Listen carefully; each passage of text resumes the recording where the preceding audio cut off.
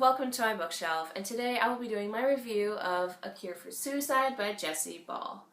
Now, if you don't know, this is more or less a dystopian. So the start of the book, this man, this woman, they move to this village where the woman is his examiner, and she is just there to teach him, pretty basic stuff, like this is a chair, you sit in it, this is a fork, you eat with it. And this man doesn't really have much of any memory, and so that's kind of the basic setup of this story, and part of the experience is figuring out what's really going on and what this village is and all of that. So it has a very interesting premise, I'll give it that. The execution just really wasn't there for me. And I think the biggest blunder was a very random departure from the format of the book that happens like 2/3 of the way through. So what I mean by that is that the first 2/3 of the book is all from this man's perspective. And it's kind of written in a unique way. There's a lot of spacing involved, and there's dashes instead of quotations. It might be third person, I can't remember off the top of my head, but either way, we're following this one man. And that's what most of the book is, and that part's very interesting, and I was very engaged throughout, and I was really curious to see what was going to happen next, and it felt like it was building to something, right? And then that part ends, and then it goes to, it's just like this block text, and it's just like giant, these paragraphs after paragraphs, like very long, like no breaks between them. It's just bizarre because the first part of the book has all these extra spaces that really aren't necessary, and then we get to this part where there's no spaces where there should be spaces. So it's very hard to read. When you see block text, you don't really want to read it. It slows you down, right? And it's not even this man's perspective. It doesn't talk about this man. It's basically just an exposition dump, but in the weirdest format possible. It completely takes you out of the story, right? It just went on and on and on. It wasn't even just like pure exposition. It was part exposition, but also just part like telling random examples of different people in the society, but none of them being the person that we have, been following this entire book. So that was really bizarre. And then, just to make it even weirder, we're going to jump back to the old format with all the spacing and all that, but it's going to not be from the man's perspective, but someone else that we've already met through the man. So at least we're jumping back into the story, if you will, because the other part just, it freezes the story, and it lasts for like 70 pages. And it's very, I pretty much skimmed it, to be honest. And so yeah, we get someone else's perspective in a traditional story way, and then one of the characters talks about this play, and then we jump into the, like, here's the readout of the play, and this is what the play is, and the play is very bizarre, and then it goes back to these people's perspective, and it ends on a cliffhanger. So you're kind of all over the place. It was just very disjointed and very odd, and honestly, I would have taken those 70 pages out. And even though it would have been a bizarre story, at least would have been a succinct story.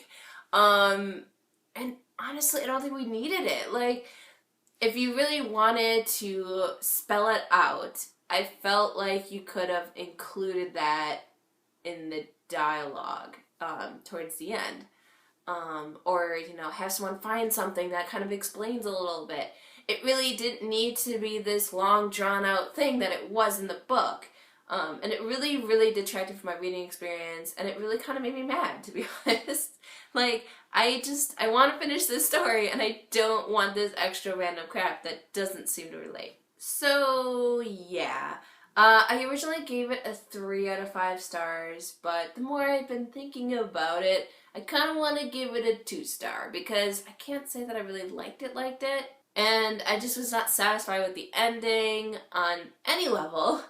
So most of the book that was in the more standard story format, that part was super interesting, super engaging. I just flew by those pages, and was very invested, you know, and that's why I felt very let down by the ending. I felt like it was building up to something, and then like right when everything's built up, like all the tension, where you would expect like the climax, we jump out of the story and go to this random exposition dump that's 70 pages long. So like by the time you get back to the story and you get back to like, you know, where the tension was built, the tension is no longer there. It's been gone for over an hour, you know? I mean, I don't know how fast you read 70 pages, but it's been gone for a while. And replaced with frustration probably. And then you jump back into the story, and then you're like, weird things happen, even weirder than before, and then it just kind of ends on a weird cliffhanger, and you're like, what? Like, if that would have happened right after, you know, the original story part without the 70 pages, I mean, I don't know, it's hard to say. I think it would have been at least better. I can't say it would have been amazing, but at least it would have been better. I think I could have handled that, but it really, you know, the book as it is, I can't say I really recommend. I can't say I really got that much out of it, to be honest. I feel like I was missing out on the typical dystopian discussion that's usually there. I feel like what dystopians usually do really well is they invite discussion about, you know, the society and the choices they've made and like where they've ended up and how we're heading in that direction. And there was some interesting bits in that weird exposition dump, but because it was disjointed from the story, like I didn't care that much, you know? I feel like it's kind of lazy storytelling if you're not able to put it in the story and you have to jump out of it to this other person, and just, it was just very bizarre. I mean, I will admit that like the concept of the story is very interesting, but the reading experience, because of that 70 pages, was more of a drag than it should have been. I guess that's the last thing I want to say without spoiling anything. So,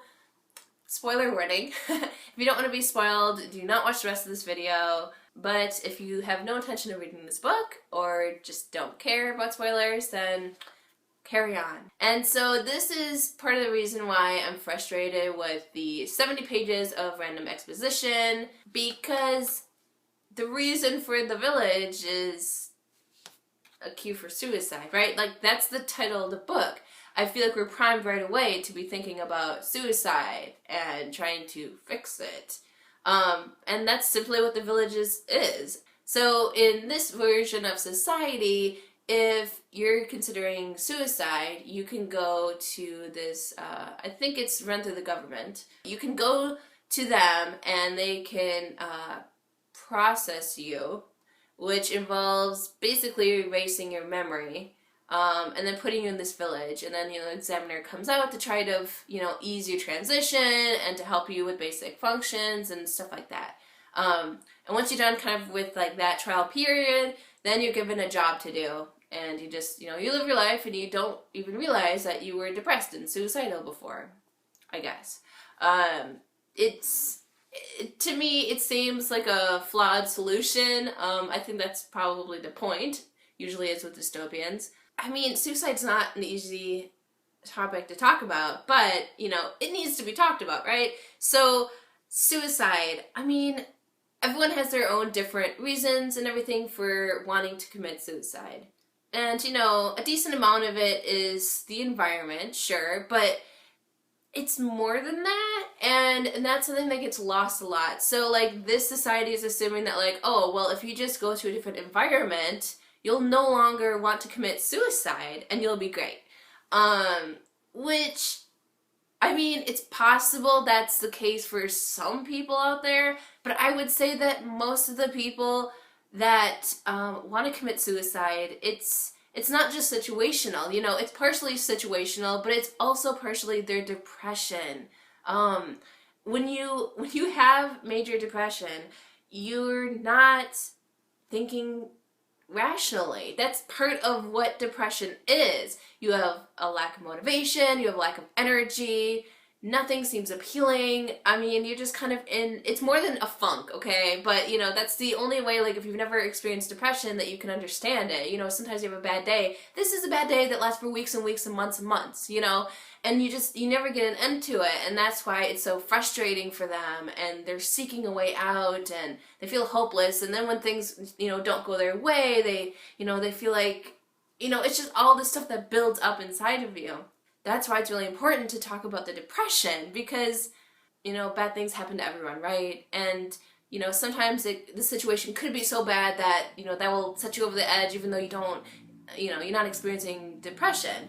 But I would say most cases of suicide, there's definitely depression involved, or some kind of extreme anxiety, or something where, like, it's more than just the typical experience of, like, having a bad day, you know? It's more than that, which is why you're interpreting it in this, like, you know, black and white thinking, like, you know, this will never get better and I have to end it, you know, which isn't really rational when you stop and think about it. So that was kind of a problem with this book as well. It didn't seem to really address the most important issue of suicide. It didn't really talk much about depression. It talked a lot about how, like, our society today is very isolated, you know, technology has isolated us, and we've, you know, become more and more suicidal throughout the years because of this. And that could be a fair point, but I think it's important to bring in the, you know, mental health perspective here, which is super important. And their solution, unless they're saying that, like, doing this stuff to your brain fixes your, you know, depression, okay, why can't you just fix their depression and have them stay with their families instead of taking them away? I mean, wouldn't that, like, make the other family members depressed that their family member decided to leave them forever and you can't find them again? That would make me very depressed. I mean, it might not be a clinical depression, but it could lead that way, right? I mean, it's just, it just doesn't make sense as a solution. And I know that's part of, like, dystopians and all that, but it just doesn't seem like a fully formed idea to me. Like, how could this be funded by the government and all that kind of stuff when it's not even solving the issue at hand?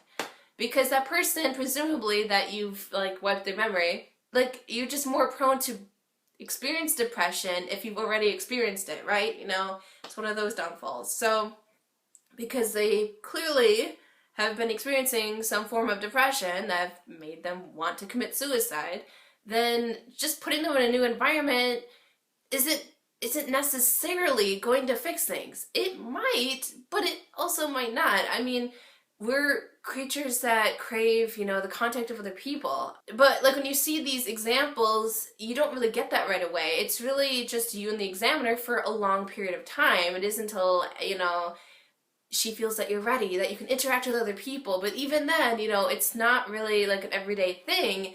It didn't make a lot of sense to me, I guess. So that's my rant on this book. Yeah, so if after all that you're curious for yourself, you know, it's not like a horrible read, it's just, it wasn't that great, which is why I gave it 3 stars initially.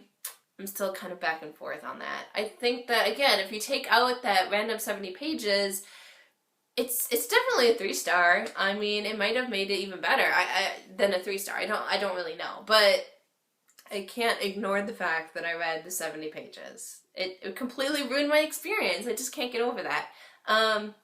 So yeah, it's like a 2 to 3-star rating. It's not that great. I wouldn't say it's a complete waste of time, but it can be frustrating, and I feel like it could have been done better. And so I really have a hard time recommending this to anyone, to be honest. But like I said, it wasn't, like, poorly written. It was just odd choices. Alright, so that was my slightly ranting review of A Cure for Suicide. Thank you for sitting through it. I appreciate that. And just watching in general, I'm always very appreciative of all my viewers. So thank you. And subscribers, thank you. Yeah, so please let me know what you thought of this book, especially if you read it. I'd be very curious to compare notes with you. It was an interesting book, just not that well executed. So I'd be very curious to see what you think about that. So as always, I just want to thank you for watching this video, and until next time.